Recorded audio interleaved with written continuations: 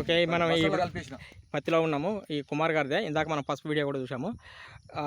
పత్తి కూడా వాళ్ళు చూపెట్టడం జరుగుతుంది. ఒకసారి పత్తి మొక్క చూసినట్టయితే ఎంత హెల్తీగా ఉందో అబ్జర్వ్ చేయండి.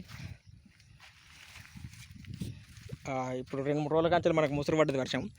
వర్షం పడ్డ తర్వాత కూడా ఎక్కడ కూడా మనకు నీళ్ళు నిలబడలేదు. అంటే ఏమవుతుందంటే మామూలుగా వాటర్ నిలబడిపోయి పత్తి జాలు పట్టిపోతుంది. మన అప్సా చల్లడం వల్ల ఏమైందంటే నీటిని తాగే శాతం పెరుగుతుంది భూమి లోపల. కనుక నీరు ఎప్పుడు నిలవకుండా పోవడం వల్ల పత్తి జాలు పట్టే అవకాశాలు ఉన్నాయి. తర్వాత ఆ లోపల ఉన్న వాటర్ను పత్తి తర్వాత తీసుకుంటే కనుక గ్రోతింగ్ వస్తుంది మనకు. ఇది మీరు అబ్జర్వ్ చేయవచ్చు. ఇప్పుడు ఆ రైతు కూడా అదే అనుభవంలోకి వచ్చింది. కుమారన్న గారు, ఇప్పుడు ఇది పత్తి ఎంత ఉంటుంది? 2 ఎకరాలు.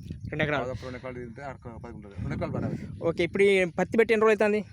పత్తి పెట్టి 2 నెలలు అవుతుంది. 2 నెలలు అవుతుంది. ఇప్పుడు అప్సా వాడి వారం రోజులు అవుతుంది. అప్సా వాడి వారం లోపల మీరు తేడా చూసిరా?